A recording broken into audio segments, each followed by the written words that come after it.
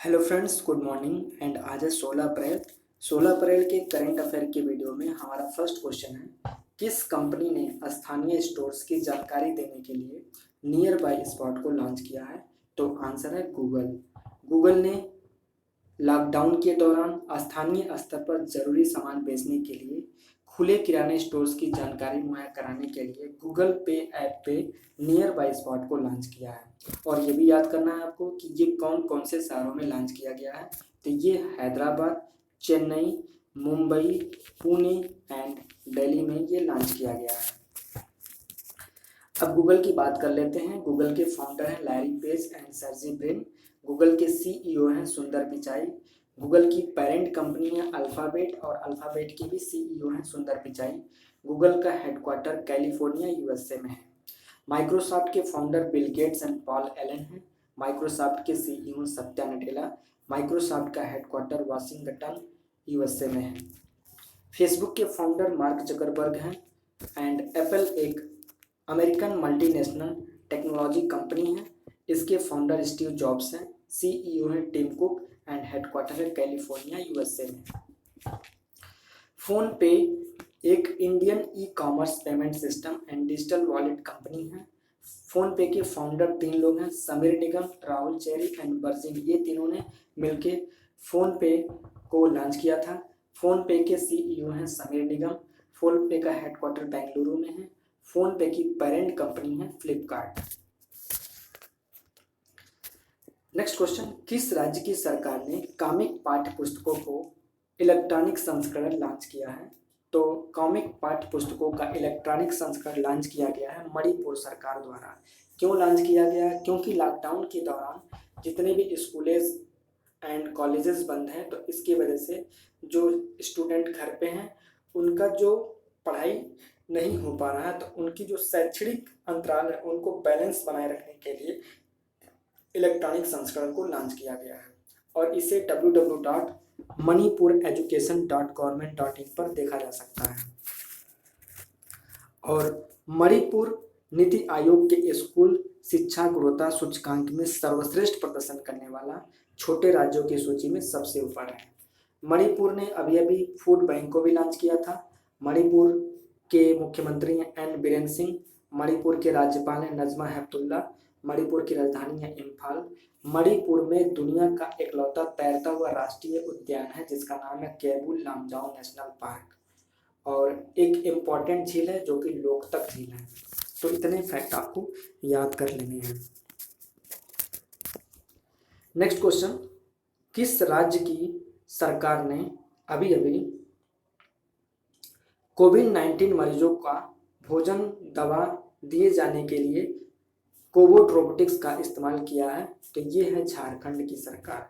झारखंड की सरकार ने डिस्टेंस मेंटेन करने के लिए मरीजों को अब जो भोजन दिया जाएगा रोबोट के थ्रू दिया जाएगा, तो उन्होंने अभी अभी लॉन्च किया है। और इसे district duty development commissioner Aditya Ranjan और उनके इंजीनियरों की टीम द्वारा विकसित किया गया है। झारखंड के मुख्यमंत्री हैं हेमंत सोरेन। झारखंड के राज्यपाल हैं द्रौपदी मुर्मू एंड झारखंड की राजधानी है रांची। झारखंड का गठन हुआ था 15 नवंबर 2000 को। नेक्स्ट क्वेश्चन, हाल ही में कोविड-19 नमूनों की पूल टेस्टिंग शुरू करने वाला देश का पहला राज्य कौन बना है? तो पूल टेस्टिंग शुरू करने वाला देश का पहला राज्य बना है उत्तर प्रदेश। पूल टेस्टिंग में क्या होगा, इसमें 10 लोगों का टेस्ट किया जाएगा ब्लड सैंपल को लेकर एक ही साथ।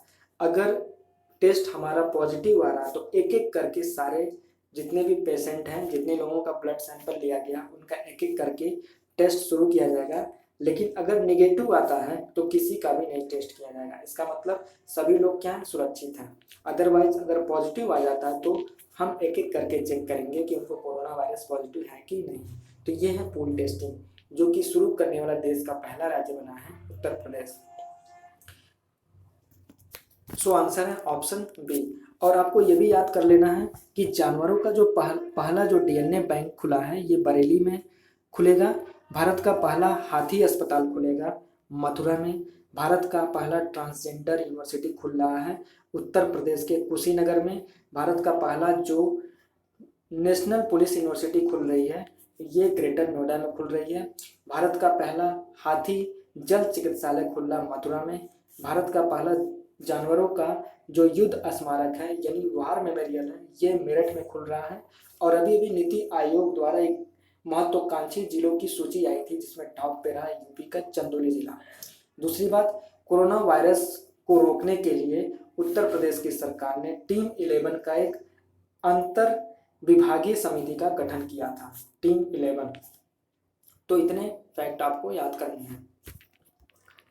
नेक्स्ट क्वेश्चन है, हाल ही में किस मंत्रालय ने देखो अपना देश वेबिनार श्रृंखला शुरू किया है? तो ये शुरू किया है पर्यटन मंत्रालय ने। पर्यटन मंत्रालय ने देखो अपना देश वेबिनार श्रृंखला को शुरू किया है।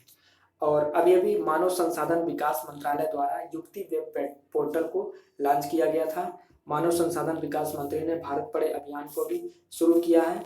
और मानव संसाधन विकास मंत्रालय ने एकीकृत सरकार ऑनलाइन प्रशिक्षण यानी आईगॉट जिसे बोलते हैं, इंटीग्रेटेड गवर्नमेंट ऑनलाइन ट्रेनिंग, इसको भी लॉन्च किया है, जिसमें जितने भी नर्स, पैरामेडिक्स एंड स्वच्छता कार्यकर्ता हैं, तकनीशियन, डॉक्टर, इन सबको प्रशिक्षण दिया जाएगा।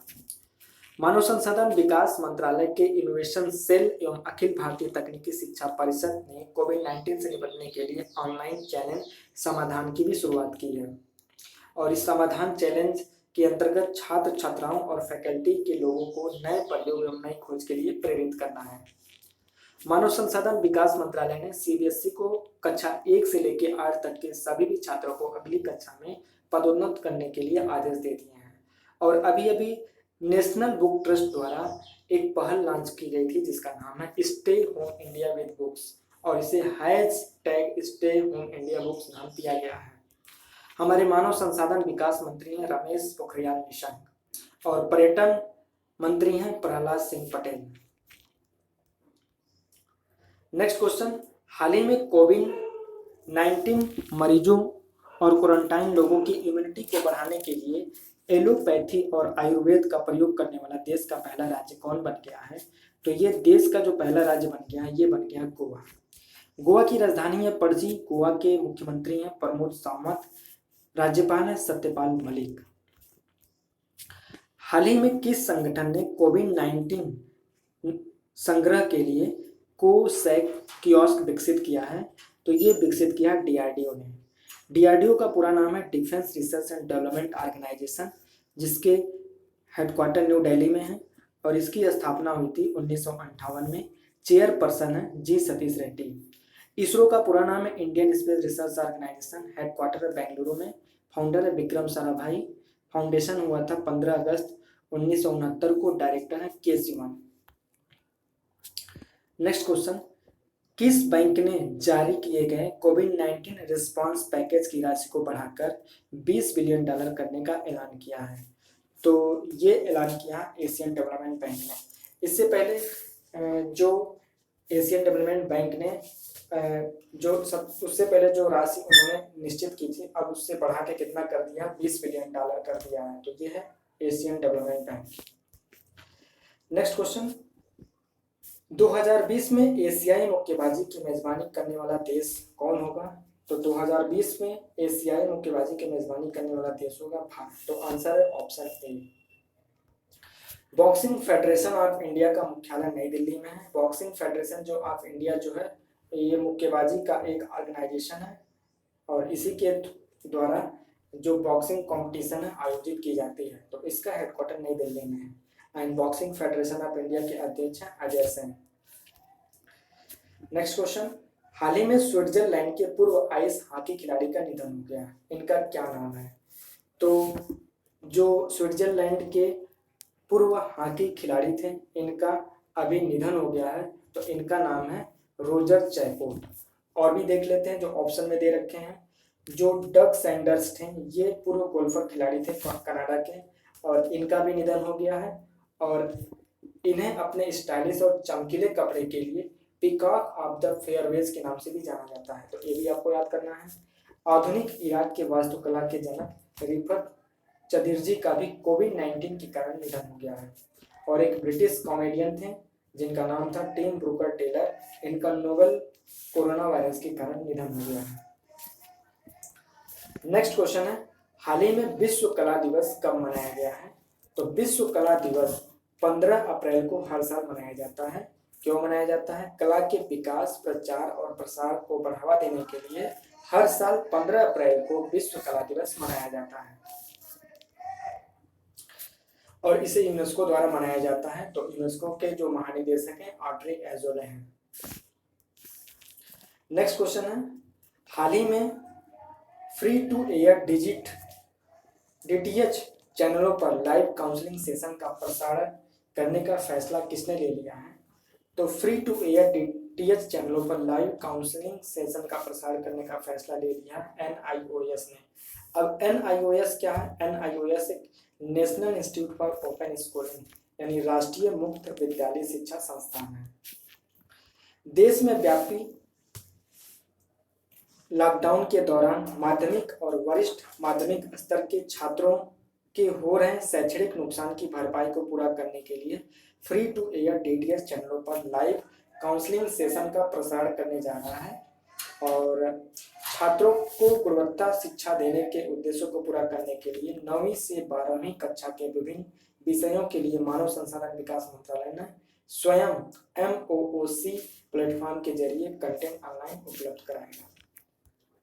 तो फ्रेंड्स, ये थे हमारे 16 अप्रैल के करंट अफेयर। वीडियो आपको कैसा लगा जरूर कमेंट करके बताएं। अगर वीडियो आपको अच्छा लगा तो जरूर लाइक करें और ज़्यादा से ज़्यादा अपने फ्रेंडों के साथ शेयर करें जो किसी भी कॉम्पिटेटिव एग्जाम की तैयारी कर रहे हैं।